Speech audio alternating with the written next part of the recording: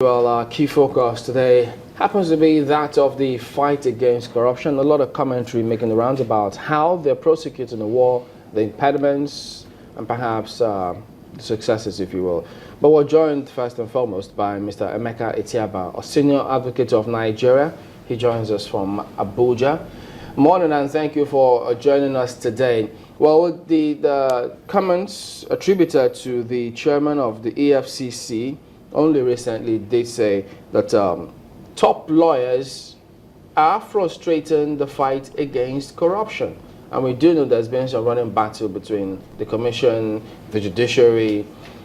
What's your impression or interpretation of these comments made by the chairman of the EFCC, Mr. Tiaba?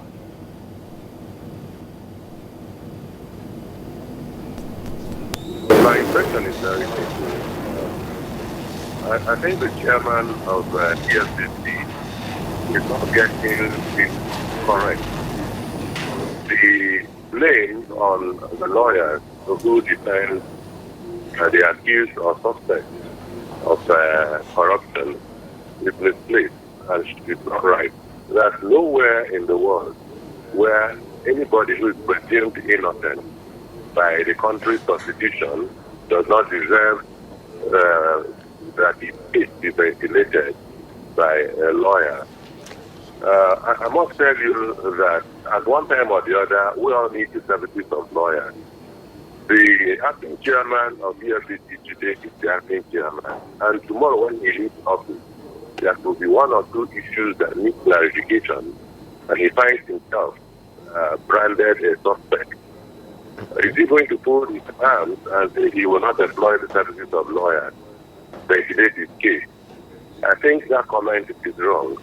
And also the issue of judiciary not being responsive, I also believe that that is not correct. It is not correct because this country is ruled by a set of laws, and every trial that goes on should go on within the purview of the law. A situation where judges are branded enemies of fight against corruption should not be accepted by any right-thinking person.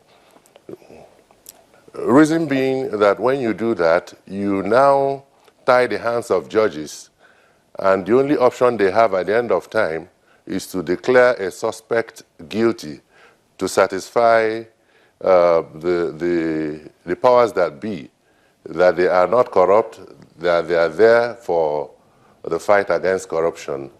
That is not right.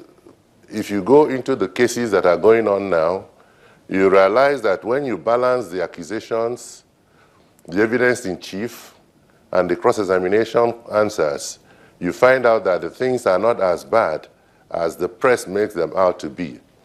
Again, I will not limit my comment to the chairman of EFCC. I will also talk about the press, because most times the press do not cover fairly what goes on in court.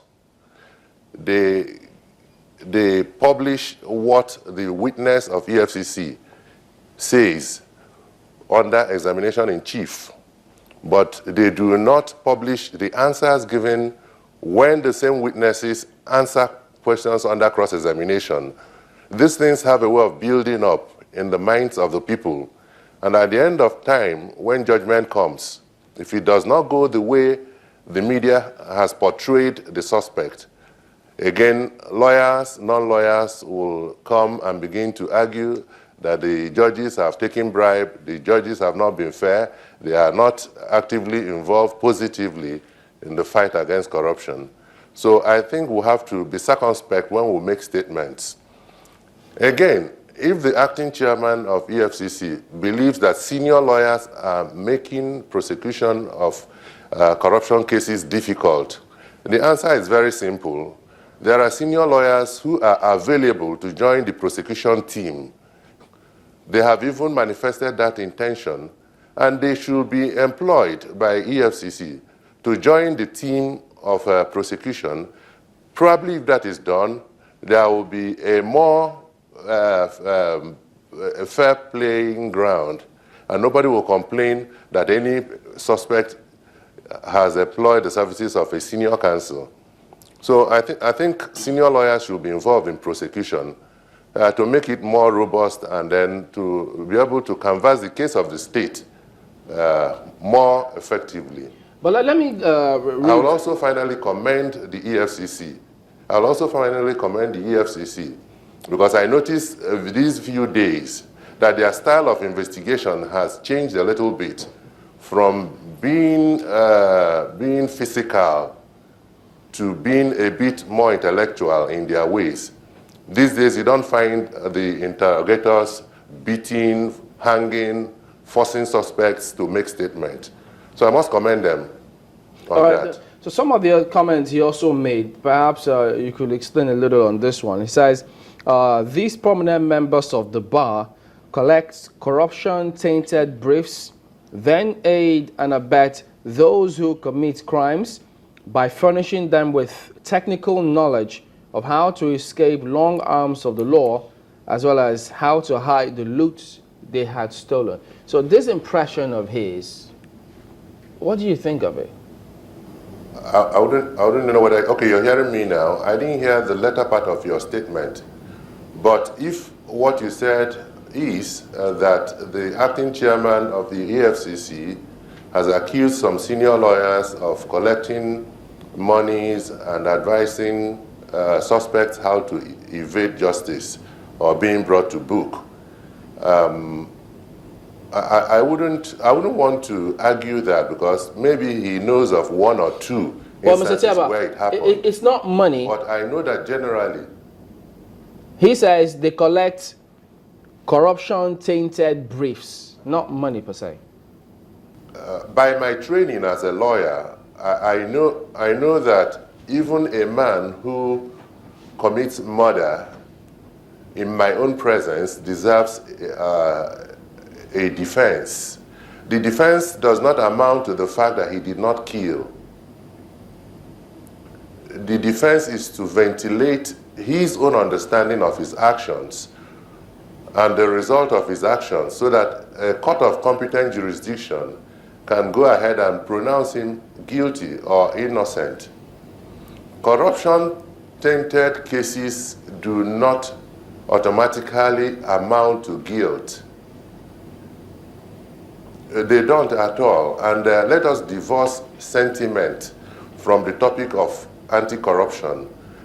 Every Nigerian should be happy with the steps the federal government is taking in the fight against corruption. No country will survive if corruption pervades every gamut of its life. So let the lawyers who conduct corruption cases not be seen as being against the fight against corruption. I cannot wish that my children's children will live in a nation where the stories we hear today continue to happen. There's need for the government to stamp its feet against corruption, and that they are doing. But to brand lawyers who are involved in handling corruption cases as doing the wrong thing, I can only say it's a myopic way of viewing the situation.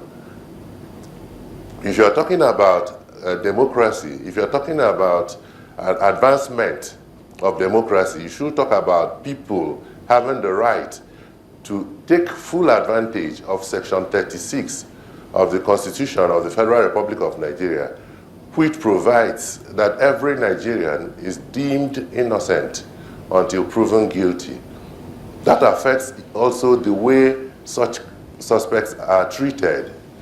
A situation where a non-violent suspect is handcuffed to court is wrong. It doesn't matter what corruption case he or she is standing. So let's divorce sentiment from what we're doing, and let's allow the war against corruption go on freely. The result will come. I assure you, result will come.